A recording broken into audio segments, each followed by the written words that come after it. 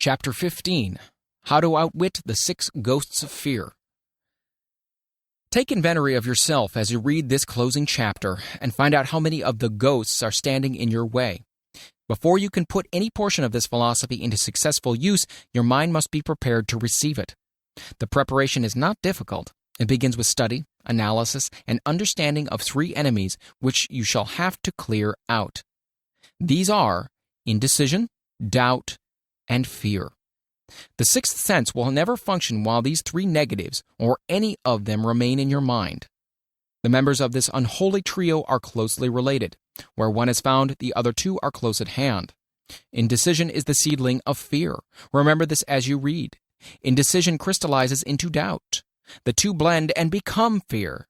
The blending process is often slow. This is one reason why these 3 enemies are so dangerous. They germinate and grow without their presence being observed. The remainder of this chapter describes an end which must be attained before the philosophy as a whole can be put into practical use. It also analyzes a condition which has but lately reduced huge numbers of people to poverty, and it states a truth which must be understood by all who accumulate riches, whether measured in terms of money or a state of mind of far greater value than money. The purpose of this chapter is to turn the spotlight of attention upon the cause and the cure and of the 6 basic fears. Before we can master an enemy, we must know its name, its habits, and its place of abode. As you read, analyze yourself carefully and determine which, if any, of the 6 common fears have attached themselves to you. Do not be deceived by the habits of these subtle enemies. Sometimes they remain hidden in the subconscious mind where they are difficult to locate and still more difficult to eliminate. The 6 basic fears. There are 6 basic fears with some combination of which every human suffers at one time or another. Most people are fortunate if they do not suffer from the entire 6. Named in the order of the most common appearance, they are the fear of poverty, the fear of criticism, the fear of ill health, these last 2 most people worry about most of all, the fear of the loss of love of someone, the fear of old age, the fear of death. All other fears are of minor importance. They can be grouped under these 6 headings. The prevalence of these fears as a curse to the world runs in cycles. For almost 6 years, while the Depression was on, we floundered in the cycle of fear of poverty. During the World War, we were in the cycle of fear of death. Just following the war, we were in the cycle of the fear of ill health, as evidenced by the epidemic of disease which spread itself all over the world. Fears are nothing more than states of mind. One state of mind is subject to control and direction. Physicians, as everyone knows, are less subject to attack by disease than ordinary laymen, for the reason that physicians do not fear disease. The physicians, without fear or hesitation, have been known to physically contact hundreds of people daily who are suffering from such contagious diseases as smallpox without being infected. Their immunity against the disease consisted largely, if not solely, in their absolute lack of fear. Man can create nothing which he does not first conceive in the form of an impulsive thought. Following this statement comes another of still greater importance, namely, man's thought impulses begin immediately to translate themselves into their physical equivalent, whether those thoughts are voluntary or involuntary. Thought impulses which are picked up through the ether by mere chance, thoughts which have been released by other minds, may determine one's financial, business, professional, or social destiny just as surely as do the thought impulses which one creates by intent and design. We are here laying the foundation for the presentation of a fact of great importance to the person who does not understand why some people appear to be lucky, while others of equal or greater ability, training, experience, and brain capacity seem destined to ride with misfortune. This fact may be explained by the statement that every human being has the ability to completely control his own mind, and with this control, obviously, every person may open his mind to the tramp thought impulses which are being released by other brains, or close the doors tightly and admit only thought impulses of his own choice. Nature has endowed man with absolute control over but one thing, and that is thought. This fact, coupled with the additional fact that everything which man creates begins in the form of a thought, leads one very near to the principle by which fear may be mastered. If it is true that all thought has a tendency to clothe itself in its physical equivalent, and this is true beyond any reasonable room for doubt, it is equally true that thought impulses of fear and poverty cannot be translated into terms of courage, and financial gain. The people of America began to think of poverty following the Wall Street crash of 1929. Slowly but surely, that mass thought was crystallized into its physical equivalent, which is now known as a depression. This had to happen. It is in conformity with the laws of nature. The fear of poverty. There can be no compromise between poverty and riches. The two roads that lead to poverty and riches travel in opposite directions. If you want riches, you must refuse to accept any circumstances that lead toward poverty. The word riches is here used in its broadest sense, meaning financial, spiritual, mental, and material estates. The starting point of the path that leads to riches is desire. In Chapter 1, you received full instructions for the proper use of desire. In this chapter on fear, you have complete instructions for preparing your mind to make practical use of desire. Here, then, is the place to give yourself a challenge which will definitely determine how much of this philosophy you have absorbed. Here is the point at which you can turn prophet and foretell accurately what the future holds in store for you. If, after reading this chapter, you are willing to accept poverty, you may as well make up your mind to receive poverty. This is one decision you cannot avoid. If you demand riches, determine what form and how much will be required to satisfy you. You know the road that leads to riches. You have been given a road map which, if followed, will keep you on that road. If you neglect to make the start or stop before you arrive, no one will be to blame but you. This responsibility is yours. No alibi will save you from accepting the responsibility if you now fail or refuse to demand riches of life. Because the acceptance calls for but one thing. Incidentally, the only thing you can control, and that is a state of mind. A state of mind is something that one assumes. It cannot be purchased, it must be created. Fear of poverty is a state of mind, nothing else, but it is sufficient to destroy one's chances of achievement in any undertaking, a truth which became painfully evident during this depression. This fear paralyzes the faculty of reason, destroys the faculty of imagination, kills off self-reliance, undermines enthusiasm, discourages initiative, leads to uncertainty of purpose, encourages procrastination, wipes out enthusiasm, and makes self-control an impossibility.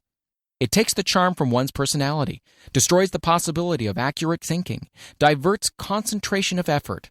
It masters persistence, turns the willpower into nothingness, destroys ambition, beclouds memory, and invites failure in every conceivable form. It kills love and assassinates the finer emotions of the heart, discourages friendship and invites disaster in 100 forms, leads to sleeplessness, misery, and unhappiness, and all this despite the obvious truth that we live in a world of overabundance of everything the heart could desire, with nothing standing between us and our desires except the lack of a definite purpose. The fear of poverty is, without a doubt, the most destructive of the 6 basic fears. It has been placed at the head of the list because it is the most difficult to master. Considerable courage is required to state the truth about the origin of this fear, and still greater courage to accept the truth after it has been stated. The fear of poverty grew out of man's inherited tendency to prey upon his fellow man economically. Nearly all animals lower than man are motivated by instinct, but their capacity to think is limited. Therefore, they prey upon one another physically. Man, with his superior sense of intuition, with the capacity to think and to reason, does not eat his fellow man bodily. He gets more satisfaction out of eating him, quote-unquote, financially. Man is so avaricious that every conceivable law has been passed to safeguard him from his fellow man. Of all the ages of the world of which we know anything, the age in which we live seems to be the one that is outstanding because of man's money madness. A man is considered less than the dust of the earth unless he can display a fat bank account. But if he has money, never mind how he acquired it, he is a king or a big shot. He is above the law. He rules in politics. He dominates in business, and the whole world about him bows in respect when he passes. Nothing brings man so much suffering and humility as poverty. Only those who have experienced poverty understand the full meaning of this. Through a long line of inherited experiences, man has learned for sure that some men cannot be trusted where matters of money and earthly possessions are concerned. This is a rather stinging indictment, the worst part of it being that it's true. The majority of marriages are motivated by the wealth possessed by one or both of the contracting parties. It's no wonder, therefore, that the divorce courts are busy.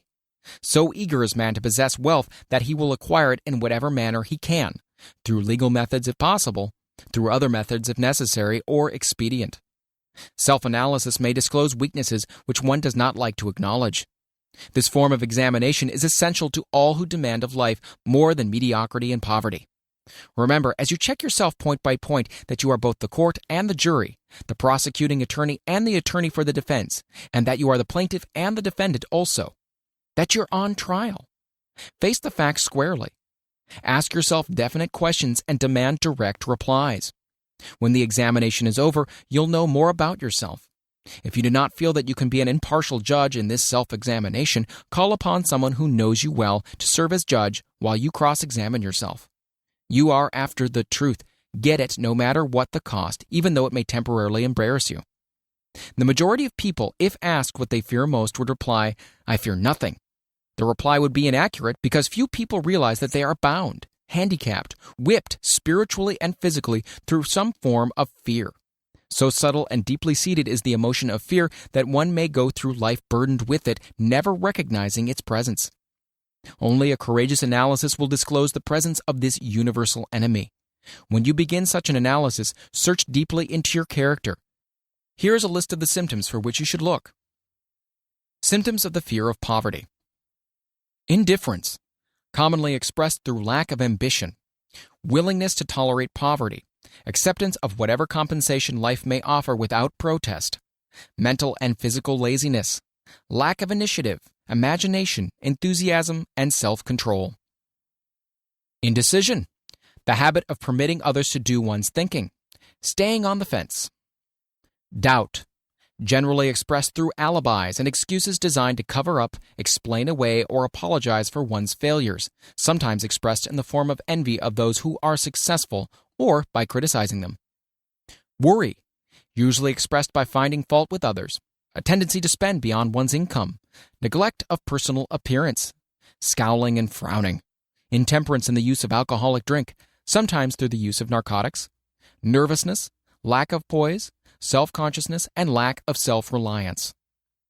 Overcaution, the habit of looking for the negative side of every circumstance, thinking and talking of possible failure instead of concentrating upon the means of succeeding, knowing all the roads to disaster but never searching for the plans to avoid failure, waiting for the right time to begin putting ideas and plans into action until the waiting becomes a permanent habit, remembering those who have failed and forgetting those who have succeeded, seeing the hole in the donut but overlooking the donut itself, pessimism leading to indigestion, poor elimination, auto-intoxication, bad breath, and bad disposition. Procrastination, the habit of putting off until tomorrow that which should have been done last year, spending enough time in creating alibis and excuses to have done the job. This system is closely related to overcaution, doubt, and worry. Refusal to accept responsibility when it can be avoided. Willingness to compromise rather than to put up a stiff fight. Compromising with difficulties instead of harnessing and using them as stepping stones to advancement. Bargaining with life for a penny instead of demanding prosperity, opulence, riches, contentment, and happiness. Planning what to do if and when overtaken by failure instead of burning all bridges and making retreat impossible. Weakness of and often total lack of self-confidence, definiteness of purpose, self-control, initiative, enthusiasm, ambition, thrift, and sound reasoning ability. Expecting poverty instead of demanding riches. Association with those who accept poverty instead of seeking the company of those who demand and receive riches. Money talks. Some will ask, why did you write a book about money? Why measure riches in dollars alone? Some will believe, and rightly so, that there are other forms of riches more desirable than money. Yes, there are riches which cannot be measured in terms of dollars, but there are millions of people who will say, "Give me all the money I need and I will find everything else I want." The major reason why I wrote this book on how to get money is the fact that the world has but lately passed through an experience that left millions of men and women paralyzed with the fear of poverty. What this sort of fear does to one was well described by Westbridge Pegler in the New York World Telegram, viz. Money is only clamshells or metal discs or scraps of paper, and there are treasures of the heart and soul which money cannot buy, But most people, being broke, are unable to keep this in mind and sustain their spirits. When a man is down and out and on the street, unable to get any job at all, something happens to his spirit which can be observed in the droop of his shoulders, the set of his hat, his walk, and his gaze. He cannot escape a feeling of inferiority among people with regular employment, even though he knows that they are definitely not his equals in character, intelligence, or ability. These people, even his friends, feel, on the other hand, a sense of superiority, and regard him, perhaps unconsciously, as a casualty. He may borrow for a time, but not enough to carry on in his accustomed way, and he cannot continue to borrow very long. But borrowing in itself, when a man is borrowing merely to live, is a depressing experience, and the money lacks the power of earned money to revive his spirits. Of course, none of this applies to bums or habitual never-do-wells, but only to men of normal ambition and self-respect. Women conceal despair. Women in the same predicament must be different. We somehow do not think of women at all in considering the down-and-outers. They are scarce in the breadlines, they're rarely seen begging on the streets, and they're not recognizable in crowds by the same plain signs which identify busted men. Of course, I do not mean the shuffling hags of the city streets who are opposite number of the confirmed male bums. I mean reasonably young, decent, and intelligent women. There must be many of them, but their despair is just not apparent. Maybe they kill themselves. When a man is down and out, he has time on his hands for brooding. He may travel miles to see a man about a job and discover that the job is filled, or that it is one of those jobs with no base pay, but only a commission on the sale of some useless knick-knack which nobody would buy except out of pity. Turning that down, he finds himself back on the street and nowhere to go but just anywhere. So he walks and walks. He gazes into store windows at luxuries which are not for him, and feels inferior and gives way to people who stop to look with an active interest. He wanders into the railroad station or puts himself down in the library to ease his legs and soak up a little heat, but that isn't looking for a job, so he gets going again. He may not know it, but his aimlessness would give him away even if the very lines of his figure did not. He may be well dressed in the clothes left over from the days in which he had a steady job, but the clothes cannot disguise the droop. Money makes difference. He sees thousands of other people, bookkeepers or clerks or chemists or wagon hands, busy at their work, and envies them from the bottom of his soul. They have their independence, their self-respect, and manhood, and he simply cannot convince himself that he is a good man too, though he argue it out and arrive at a favorable verdict hour after hour. It is just money which makes this difference in him. With a little money, he would be himself again.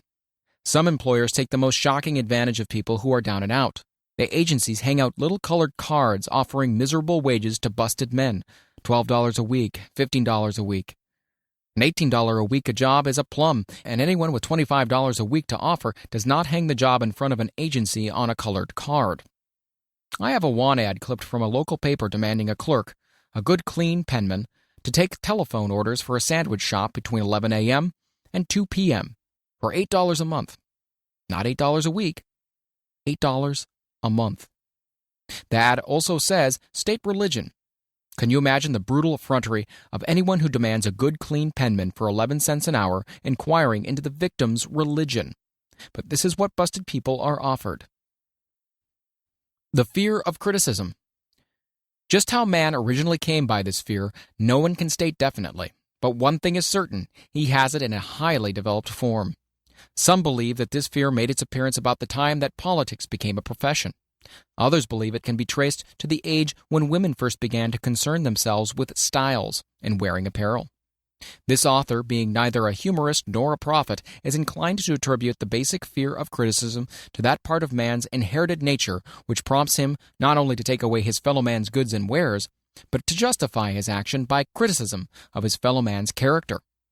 It is a well-known fact that a thief will criticize the man from whom he steals, that politicians seek office not by displaying their own virtues and qualifications, but by attempting to besmirch their opponents. The fear of criticism takes on many forms, the majority of which are petty and trivial. Bald-headed men, for example, are bald for no other reason than their fear of criticism. Heads become bald because of the tight-fitting bands of hats which cut off their circulation from the roots of the hair. Men wear hats not because they actually need them, but mainly because everyone is doing it. The individual falls into line and does likewise lest some other individual criticize him. Women seldom have bald heads or even thin hair because they wear hats which fit their heads loosely, the only purpose of the hats being adornment. But it must not be supposed that women are free from the fear of criticism. If any woman claims to be superior to man with references to this fear, ask her to walk down the street wearing a hat of the vintage of 1890. The astute manufacturers of clothing have not been slow to capitalize this basic fear of criticism with which all mankind has been cursed. Every season, the styles in many articles of wearing apparel change. Who establishes the styles?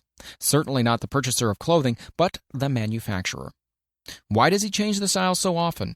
The answer is obvious. He changes the style so he can sell more clothes.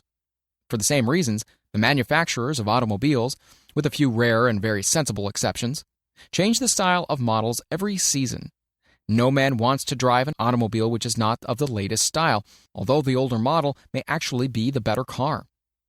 We've been describing the manner in which people behave under the influence of a fear of criticism as applied to the small and petty things of life. Let us now examine human behavior when this fear affects people in connection with the more important events of human relationship. Take, for example, practically any person who has reached the age of mental maturity, from about 35 to 40 years of age is general average. And if you could read the secret thoughts of his mind, you would find a very decided belief in most of the fables taught by the majority of the dogmatists and theologians a few decades back. Not often, however, will you find a person who has the courage to openly state his belief on this subject. Most people will, if pressed far enough, tell a lie rather than admit that they do not believe the stories associated with the form of religion which held people in bondage prior to the age of scientific discovery and education.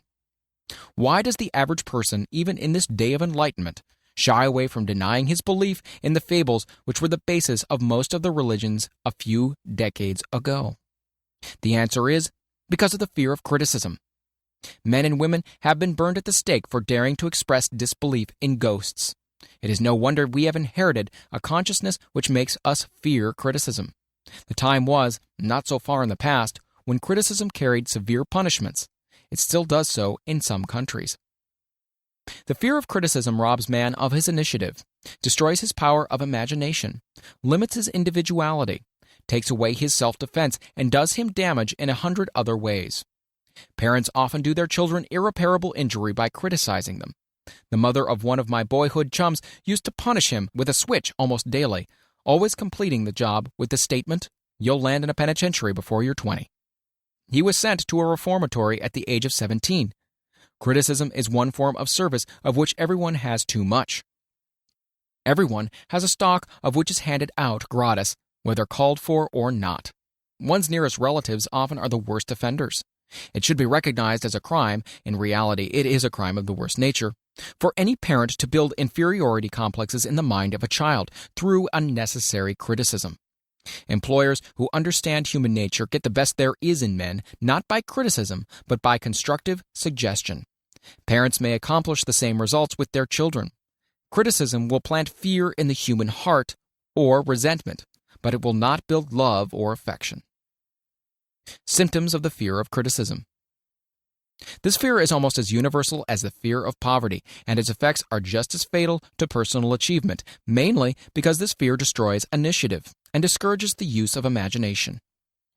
The major symptoms of the fear are self-consciousness, generally expressed through nervousness, timidity in conversation and in meeting strangers, awkward movement of the hands, limbs, shifting of the eyes, lack of poise, expressed through a lack of voice control, nervousness in the presence of others, poor posture of body, and poor memory.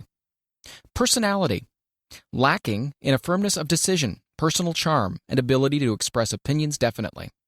The habit of sidestepping issues instead of meeting them squarely, agreeing with others without careful examination of their opinions. Inferiority complex, the habit of expressing self-approval by word of mouth and by actions as a means of covering up a feeling of inferiority. Using big words to impress others, often without knowing the real meaning of the words. Imitating others in dress, speech, and manners. Boasting of an imaginary achievement. This sometimes gives a surface appearance of a feeling of superiority. Extravagance, the habit of trying to keep up with the Joneses, spending beyond one's income. Lack of initiative, failure to embrace opportunities for self-advancement, fear to express opinions, lack of confidence in one's own ideas, giving evasive answers to questions asked by superiors, hesitancy of manner and speech, deceit in both words and deeds, lack of ambition, mental and physical laziness, lack of self-assertion, slowness in reaching decisions, easily influenced by others, the habit of criticizing others behind their backs and flattering them to their faces, the habit of accepting defeat without protest, quitting an undertaking when opposed by others, suspicious of other people without cause, lacking in tactfulness of manner and speech, unwillingness to accept the blame for mistakes. The fear of ill health. This fear may be traced to both physical and social heredity. It is closely associated as to its origin with the cause of the fear of old age and the fear of death, because it leads one closely to the border of terrible worlds of which man knows not, but concerning which he has been taught some discomforting stories. The opinion is somewhat general, also, that certain unethical people engaged in the business of selling health have had not a little to do with keeping alive the fear of ill health. In the main, man fears ill health because of the terrible pictures which have been planted in his mind of what may happen if death should overtake him. He also fears it because of the economic toll which it may claim. A reputable physician estimated that 75% of all people who visit physicians for professional services are suffering with hypochondria, imaginary illness. It has been shown most convincingly that the fear of disease, even where there is not the slightest cause for fear, often produces the physical symptoms of the disease feared. Powerful and mighty is the human mind. It builds or it destroys. Playing upon this common weakness of fear of ill health, dispensers of patent medicines have reaped fortunes. This form of imposition upon credulous humanity became so prevalent almost some 20 years ago that Collier's Weekly conducted a bitter campaign against some of the worst offenders in the patent medicine business. During the flu epidemic which broke out during the World War, the mayor of New York City took drastic steps to check the damage which people were doing themselves through their inherent fear of ill health. He called in the newspaper men and said to them, "Gentlemen, I feel it necessary to ask you not to publish any scare headlines concerning this flu epidemic. Unless you cooperate with me, we will have a situation which we cannot control." The newspapers quit publishing the stories about the flu, and within 1 month, the epidemic had been successfully checked. Through a series of experiments conducted some years ago, it was proved that people may be made ill by suggestion. We conducted the experiment by causing the 3 acquaintances to visit the victims, each of whom asked the question, "What ails you?" or "You look terribly ill." The first questioner usually provoked a grin and a nonchalant reply, which was usually something like, "Oh, nothing, I'm all right," from the victim. The second questioner usually was answered with the statement, "I don't know exactly, but I do feel badly." The third questioner was usually met with the frank admission that the victim was actually feeling ill. Try this on an acquaintance if you doubt that it will make him uncomfortable. But do not carry the experiment too far. There's a certain religious sect whose members take vengeance upon their enemies by the hexing method. They call it placing a spell on the victim. There is overwhelming evidence that disease sometimes begins in the form of negative thought impulse. Such an impulse may be passed from one's mind to another by suggestion or created by an individual in his own mind. A man who was blessed with more wisdom than his incident might indicate once said, "When anyone asks me how I feel, I always want to answer by knocking him down." Doctors send patients into new climates for their health because a change of mental attitude is necessary. The seed of fear of ill health lives in every human mind. Worry, fear, discouragement, disappointment in love and business affairs cause this seed to germinate and grow. The recent business depression kept the doctors on the run because every form of negative thinking may cause ill health. Disappointments in business and in love stand at the head of the list of causes of the fear of ill health. A young man suffered a disappointment in love, which sent him to the hospital. For months he hovered between life and death. A specialist in suggesting therapeutics was called in. The specialist changed nurses, placing him in charge of a very charming young woman who began, by prearrangement with the doctor, to make love to him the first day of her arrival on the job. Within 3 weeks, the patient was discharged from the hospital, still suffering, but with an entirely different malady. He was in love again. The remedy was a hoax, but the patient and the nurse were later married. Both are in good health at the time of this writing. The symptoms of this almost universal fear are Autosuggestion, the habit of negative use of self-suggestion by looking for and expecting to find the symptoms of all kinds of disease, enjoying imaginary illness and speaking of it as being real. The habit of trying all fads and isms recommended by others as having therapeutic value. Talking to others of operations, accidents, and other forms of illness. Experimenting with diets, physical exercises, reducing systems without professional guidance. Trying home remedies, patent medicines, and quack remedies. Hypochondria, the habit of talking of illness, concentrating the mind upon disease, and expecting its appearance until a nervous break occurs. Nothing that comes in bottles can cure this condition. It is brought on by negative thinking, and nothing but positive thought can effect a cure. Hypochondria, a medical term for imaginary disease, is said to do as much damage on occasion as the disease one fears might do. Most so-called cases of nerves come from imaginary illness. Exercise.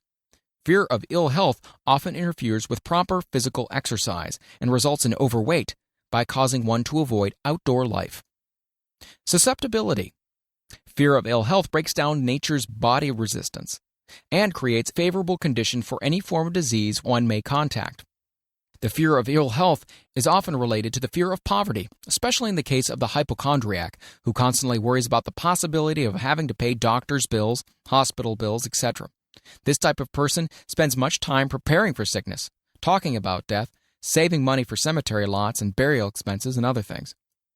Self-coddling, the habit of making a bid for sympathy, using imaginary illness as the lure. People often resort to this trick to avoid work. The habit of feigning illness to cover plain laziness or to serve as an alibi for lack of ambition. Intemperance, the habit of using alcohol or narcotics to destroy pains such as headaches, neuralgia, etc., instead of eliminating the cause. The habit of reading about illness and worrying about the possibility of being stricken by it. The habit of reading patent medicine advertisements. The fear of loss of love. The origin source of this inherent fear needs but little description because it obviously grew out of man's polygamous habit of stealing his fellow man's mate and his habit of taking liberties with her whenever he could. Jealousy and other similar forms of dementia grow out of a man's inherited fear of the loss of love of someone. This fear is the most painful of all the 6 basic fears. It probably plays more havoc with the body and mind than any of the other basic fears, as it often leads to permanent insanity. The fear of the loss of love probably dates back to the Stone Age, when men stole women by brute force. They continue to steal females, but their techniques have changed. Instead of force, they now use persuasion, the promise of pretty clothes, motor cars, and other bait, much more effective than physical force. Man's habits are the same as they were at the dawn of civilization, but he expresses them differently now. Careful analysis has shown that women are more susceptible to this fear than men. This fact is easily explained. Women have learned from experience that men are polygamous by nature and that they are not to be trusted in the hands of rivals. Symptoms of the fear of the loss of love. The distinguishing symptoms of this fear are jealousy, the habit of being suspicious of friends and loved ones without any reasonable evidence of sufficient grounds. Jealousy is a form of dementia, which sometimes becomes violent without the slightest cause. The habit of accusing wife or husband of infidelity without grounds. General suspicion of everyone, absolute faith in no one. Fault-finding. The habit of finding fault with friends, relatives, business associates, and loved ones upon the slightest provocation, or without any cause whatsoever. Gambling. The habit of gambling, stealing, cheating, and otherwise taking hazardous chances to provide money for loved ones with the belief that love can be bought. The habit of spending beyond one's means, or incurring debts to provide gifts for loved ones with the object of making a favorable showing. Insomnia, nervousness, lack of persistence, weakness of will, lack of self-control, lack of self-reliance, bad temper. The fear of old age. In the main, this fear grows out of 2 sources. First, the thought that old age may bring with it poverty. Secondly, and by far the most common source of origin, from false and cruel teachings of the past which have been well mixed with fire and brimstone and other bogies cunningly designed to enslave men through fear. In the basic fear of old age, man has 2 very sound reasons for his apprehension. One, growing out of his distrust of his fellow man, who may seize whatever worldly goods he may possess, and the other arising from the terrible pictures of the world beyond, which were planted in his mind through social heredity before he came into full possession of his mind. The possibility of ill health, which is more common as people grow older, is also a contributing cause of this common fear of old age. Eroticism also enters into the cause of the fear of old age, as no man cherishes the thought of diminishing sex attraction. The most common cause of a fear of old age is associated with the possibility of poverty. Poorhouse is not a pretty word. It throws a chill into the mind of every person who faces the possibility of having to spend his declining years on a poor farm. Another contributing cause of the fear of old age is the possibility of loss of freedom and independence, as old age may bring with it the loss of both physical and economic freedom. Symptoms of the fear of old age. The commonest symptoms of this fear are the tendency to slow down and develop an inferiority complex at the age of mental maturity, around the age of 40, falsely believing oneself to be slipping because of age. The truth is that man's most useful years, mentally and spiritually, are those between 40 and 60. The habit of speaking apologetically of oneself as being old merely because one has reached the age of 40 or 50, instead of reversing the rule and expressing gratitude for having reached the age of wisdom and understanding. The habit of killing off initiative, imagination, and self-reliance by falsely believing oneself too old to exercise these qualities. The habit of the man or woman of 40 dressing with the aim of trying to appear much younger and affecting mannerisms of youth, thereby inspiring ridicule by both friends and strangers. The fear of death. To some, this is the cruelest of all the basic fears. The reason is obvious.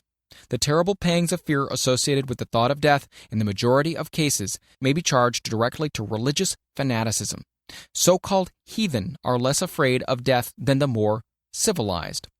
For hundreds of millions of years, man has been asking the still unanswered questions, whence and whither? Where did I come from, and where am I going? During the darker ages of the past, the more cunning and crafty were not slow to offer the answer to these questions, for a price. Witness now the major source of origin of the fear of death.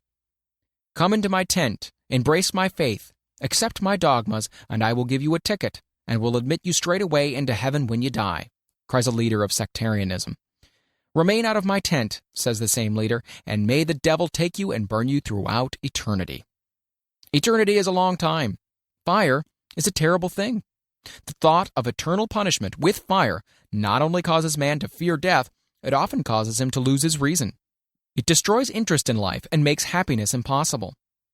During my research, I reviewed a book entitled A Catalogue of the Gods, in which were listed 30,000 gods which man has worshipped.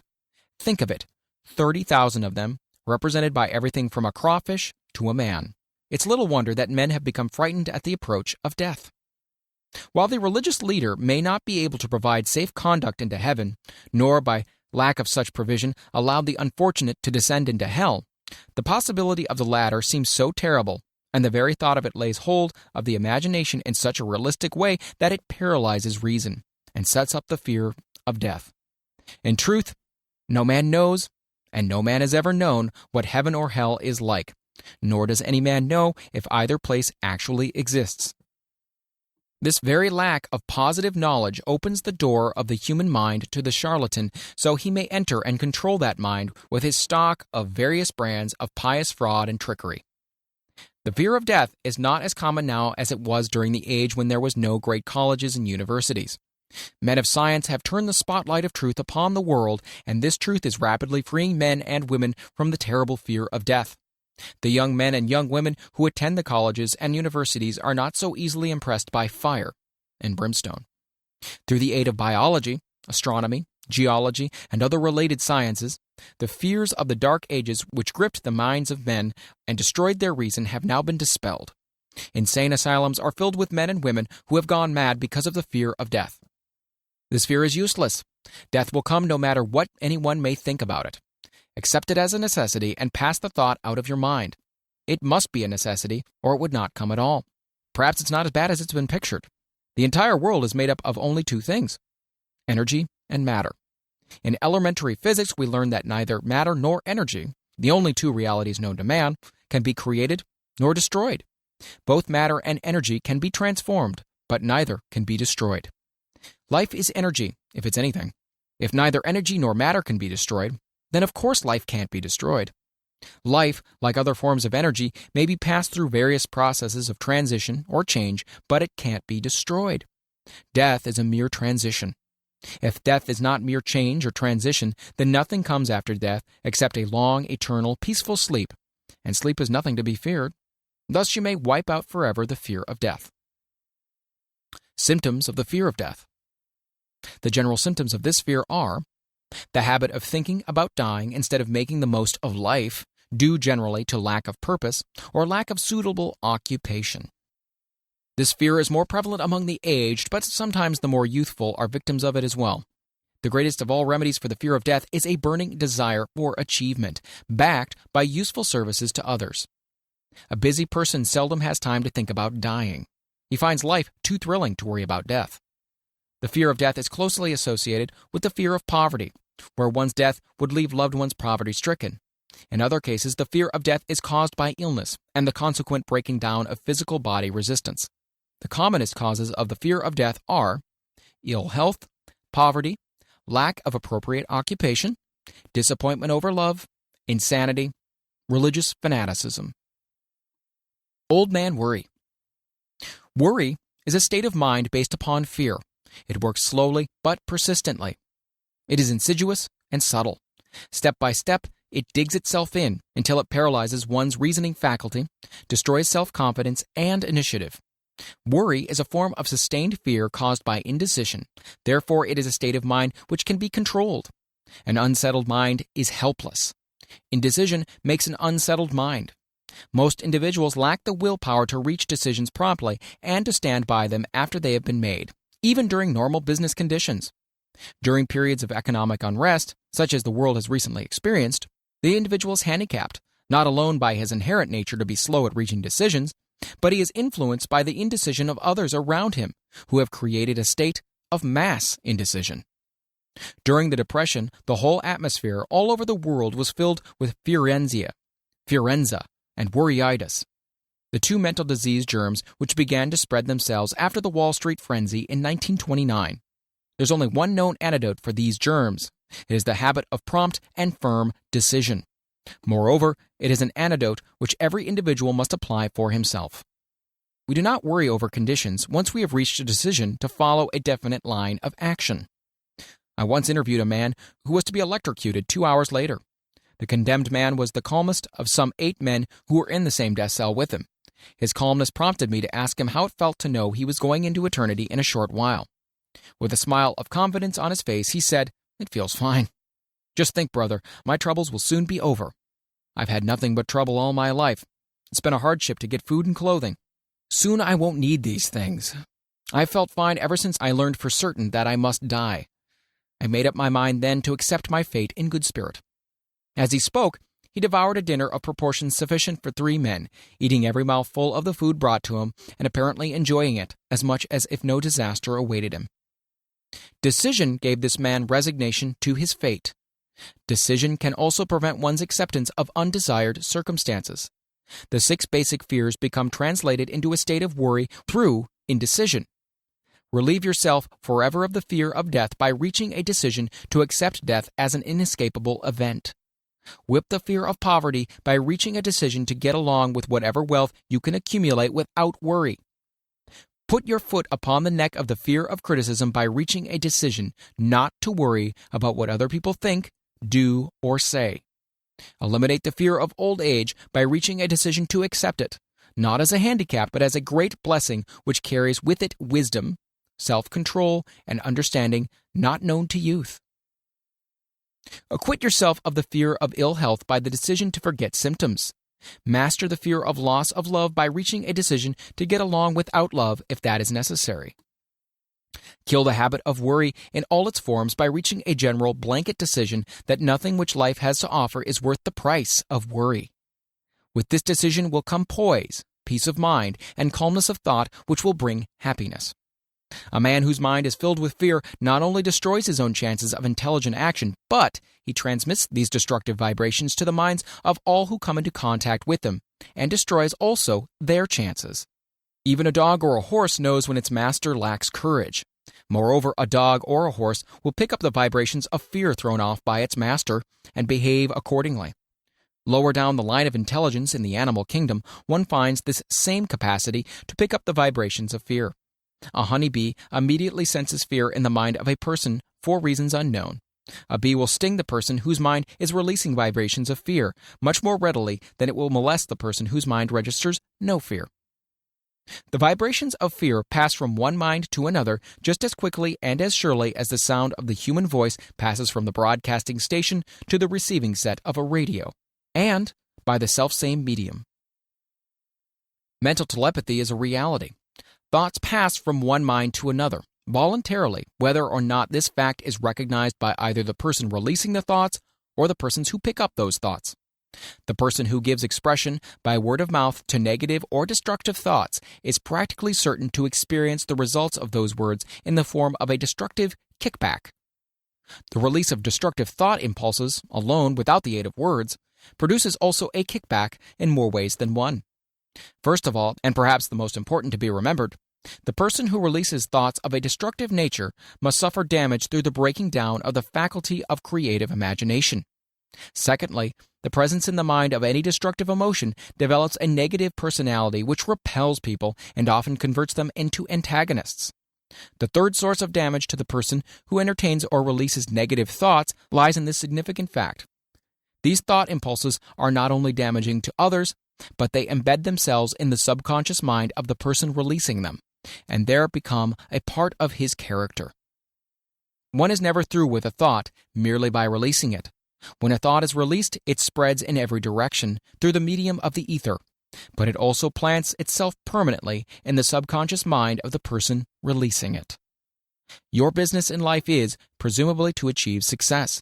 To be successful, you must find peace of mind, acquire the material needs of life, and above all, attain happiness. All of these evidences of success begin in the form of thought impulses. You may control your own mind. You have the power to feed it whatever thought impulses you choose. With this privilege also goes the responsibility of using it constructively. You are the master of your own earthly destiny just as surely as you have the power to control your own thoughts. You may influence, direct, and eventually control your own environment, making your life what you want it to be. Or you may neglect to exercise the privilege which is yours, to make your life to order, thus casting yourself upon the broad sea of circumstance, where you will be tossed hither and yon like a chip on the waves of the ocean. The Devil's Workshop, the seventh basic evil. In addition to the 6 basic fears, there's another evil by which people suffer. It constitutes a rich soil in which the seeds of failure grow abundantly. It's so subtle that its presence often is not detected. This affliction cannot properly be classed as a fear. It's more deeply seated and more often fatal than all of the 6 fears. For want of a better name, let us call this evil susceptibility to negative influences. Men who accumulate great riches always protect themselves against this evil. The poverty-stricken never do. Those who succeed in any calling must prepare their minds to resist the evil. If you are reading this philosophy for the purpose of accumulating riches, you should examine yourself very carefully to determine whether you are susceptible to negative influences. If you neglect this self-analysis, you will forfeit your right to attain the object of your desires. Make the analysis searching. After you read the questions prepared for this self-analysis, hold yourself to a strict accounting in your answers. Go at the task as carefully as you would search for any other enemy you knew to be awaiting you in an ambush, and deal with your own faults as you would with a more tangible enemy. You can easily protect yourself against highway robbers, because the law provides organized cooperation for your benefit. But the 7th basic evil is more difficult to master, because it strikes when you are not aware of its presence, when you're asleep, and while you're awake. Moreover, its weapon is intangible because it consists of merely a state of mind. This evil is also dangerous because it strikes in as many different forms as there are human experiences. Sometimes it enters the mind through the well-meant words of one's own relatives. At other times it bores from within, through one's own mental attitude. Always it is as deadly as poison, even though it may not kill as quickly. How to protect yourself against negative influences? To protect yourself against negative influences, whether of your own making or the result of the activities of negative people around you, recognize that you have a willpower and put it into constant use until it builds a wall of immunity against negative influences in your own mind.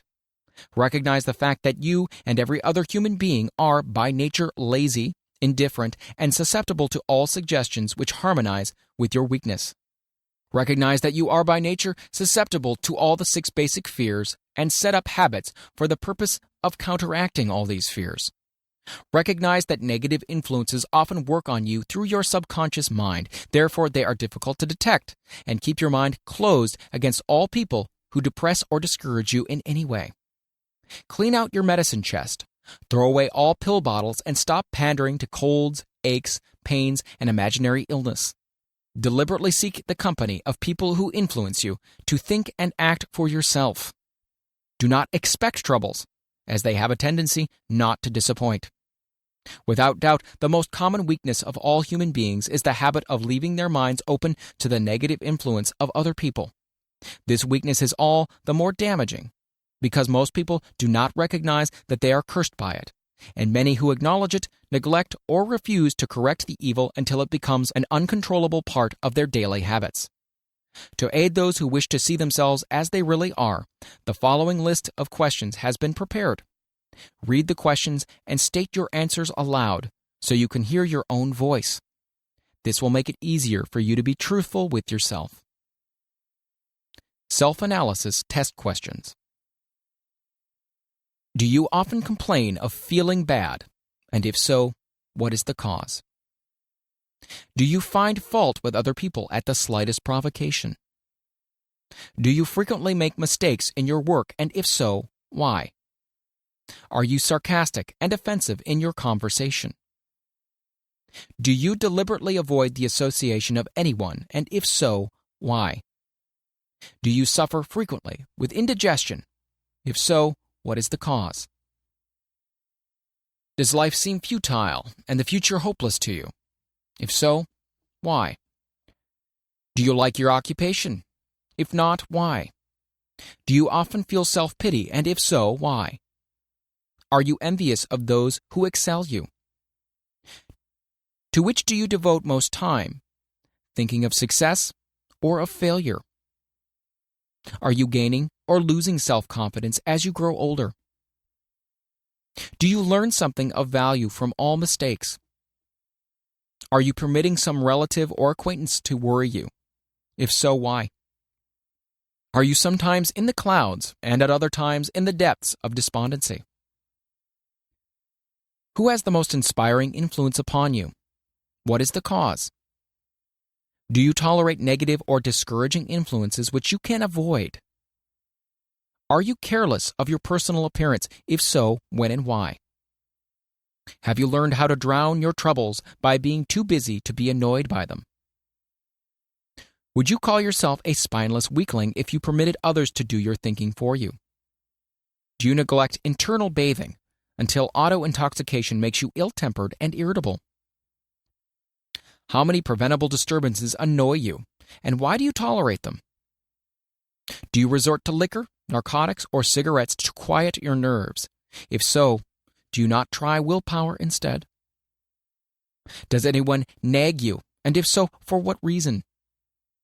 Do you have a definite major purpose, and if so, what is it? And what plan have you for achieving it? Do you suffer from any of the 6 basic fears? If so, which ones? Have you a method by which you can shield yourself against the negative influence of others? Do you make deliberate use of autosuggestion to make your mind positive? Do you value most your material possessions or your privilege of controlling your own thoughts? Are you easily influenced by others against your own judgment? Has today added anything of value to your stock of knowledge or state of mind? Do you face squarely the circumstances which make you unhappy or sidestep the responsibility? Do you analyze all mistakes and failures and try to profit by them, or do you take the attitude that this is not your duty? Can you name 3 of your most damaging weaknesses? What are you doing to correct them? Do you encourage other people to bring their worries to you for sympathy? Do you choose from your daily experiences lessons or influences which aid in your personal advancement? Does your presence have a negative influence on other people as a rule? What habits of other people most annoy you? Do you form your own opinion or permit yourself to be influenced by other people? Have you learned how to create a mental state of mind with which you shield yourself against all discouraging influences? Does your occupation inspire you with faith and hope? Are you conscious of possessing spiritual forces of sufficient power to enable you to keep your mind free from all forms of fear? Does your religion help you to keep your own mind positive? Do you feel it your duty to share other people's worries? If so, why? If you believe that birds of a feather flock together, what have you learned about yourself by studying the friends whom you attract? What connection, if any, do you see between the people with whom you associate most closely and any unhappiness you may experience? Could it be possible that some person whom you consider to be a friend is in reality your worst enemy because of his negative influence on your mind? By what rules do you judge who is helpful and who is damaging to you? Are your intimate associates mentally superior or inferior to you? How much time out of every 24 hours do you devote to A. Your occupation, B. Sleep, C. Play and relaxation, D. Acquiring useful knowledge, E. Plain waste? Who among your acquaintances A. Encourages you most, B. Cautions you most, C. Discourages you most, D. Helps you most in other ways? What is your greatest worry? Why do you tolerate it? When others offer you free, unsolicited advice, do you accept it without question or analyze their motive? What, above all else, do you most desire? Do you intend to acquire it? Are you willing to subordinate all other desires for this one? How much time daily do you devote to acquiring it? Do you change your mind often? If so, why? Do you usually finish everything you begin? Are you easily impressed by other people's business or professional titles, college degrees, or wealth? Are you easily influenced by what other people think of you or say? Do you cater to people because of their social or financial status? Whom do you believe to be the greatest person living? In what respect is this person superior to yourself? How much time have you devoted to studying and answering these questions? At least one day is necessary for the analysis and the answering of the entire list. If you have answered all these questions truthfully, you know more about yourself than the majority of people. Study the questions carefully. Come back to them once each week for several months and be astounded at the amount of additional knowledge of great value to yourself you will have gained by the simple method of answering the questions truthfully. If you're not certain concerning the answers to some of these questions, seek the counsel of those who know you well, especially those who have no motive in flattering you, and see yourself through their eyes. The experience will be astonishing. You have absolute control over but one thing, and that is your thoughts. This is the most significant and inspiring of all facts known to man. It reflects man's divine nature. Thus, divine prerogative is the sole means by which you may control your own destiny. If you fail to control your own mind, you may be sure you will continue nothing else. If you must be careless with your possessions, let it be in connection with material things. Your mind is your spiritual estate. Protect and use it with the care to which divine royalty is entitled. You were given a willpower for this purpose. Unfortunately, there is no legal protection against those who, either by design or ignorance, poison the minds of others by negative suggestion. This form of destruction should be punishable by heavy legal penalties because it may and often does destroy one's chance of acquiring material things which are protected by law. Men with negative minds tried to convince Thomas Edison that he could not build a machine that would record and reproduce the human voice, because, they said, no one else had produced such a machine. Edison did not believe them. He knew that the mind could produce anything the mind could conceive and believe, and that knowledge was the thing that lifted the great Edison above the common herd. Men with negative minds told F.W. Woolworth he would go broke trying to run a store on 5 and 10 cent sales. He did not believe them. He knew that he could do anything within reason if he backed his plans with faith. Exercising his right to keep other men's negative suggestions out of his mind, he piled up a fortune of more than $100 million. Men with negative minds told George Washington he would not hope to win against the vastly superior forces of the British, but he exercised his divine right to believe. Therefore, this book was published under the protection of the Stars and Stripes, while the name of Lord Cornwallis has been all but forgotten.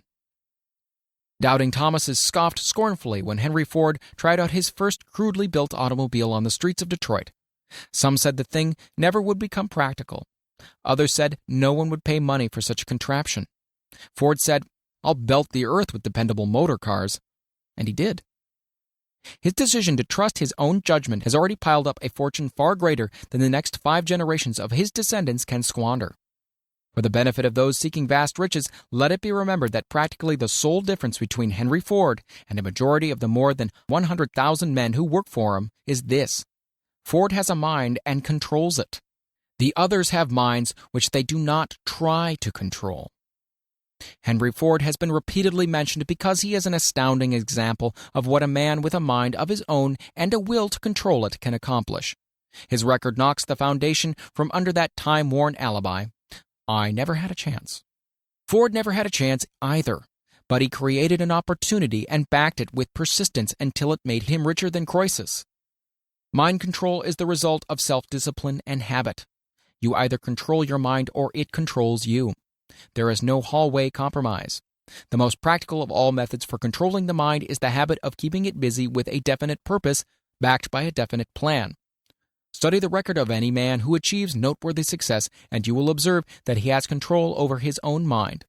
Moreover, that he exercises that control and directs it toward the attainment of definite objectives. Without this control, success is not possible. 57 Famous Alibis by Old Man If. People who do not succeed have one distinguishing trait in common.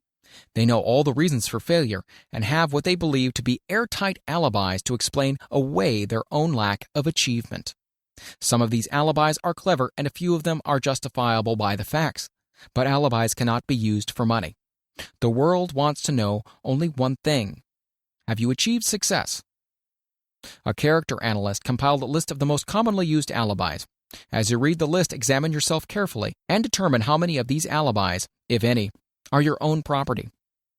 Remember, too, the philosophy presented in this book makes every one of these alibis obsolete. If I didn't have a wife and family, if I had enough pull, if I had money, if I had a good education, if I could get a job, if I had good health, if I only had time, if times were better, if other people understood me, if conditions around me were only different, if I could live my life over again, if I did not fear what they would say, if I had been given a chance, if I now had a chance, if other people didn't have it in for me, if nothing happens to stop me, if I were only younger, if I could only do what I want, if I had been born rich, if I could meet the right people, if I had the talent that some people have, if I dared assert myself, if I had embraced past opportunities, if people didn't get on my nerves, if I didn't have to keep house and look after the children, if I could only save some money, if the boss only appreciated me, if I only had somebody to help me, if my family understood me, if I lived in a big city, if I could just get started, if I were only free, if I had the personality of some people, if I was not so fat, if my talents were known, if I could just get a break, if I could only get out of debt, if I hadn't failed, if I only knew how, if everybody didn't oppose me, if I didn't have so many worries, if I could marry the right person, If people weren't so dumb. If my family were not so extravagant. If I were sure of myself. If luck were not against me. If I had not been born under the wrong star. If it were not true that what is to be will be. If I did not have to work so hard. If I hadn't lost my money. If I lived in a different neighborhood. If I didn't have a past. If only I had a business of my own. If other people would only listen to me. If, and this is the greatest of them all, I had the courage to see myself as I really am, I would find out what is wrong with me and correct it. Then I would have a chance to profit by my mistakes and learn something from the experience of the others. For I know that there is something wrong with me, or I would now be where I would have been if I had spent more time analyzing my weaknesses and less time building alibis to cover them. Building alibis with which to explain away failure is a national pastime. The habit is as old as the human race, and it is fatal for success. Why do people cling to their pet alibis? The answer is obvious. They defend their alibis because they create them. A man's alibi is the child of his own imagination. It is human nature to defend one's own brainchild. Building alibis is a deeply rooted habit. Habits are difficult to break, especially when they provide justification for something we do. Plato had this truth in mind when he said, "The first and best victory is to conquer self. To be conquered by self is, of all things, the most shameful and vile."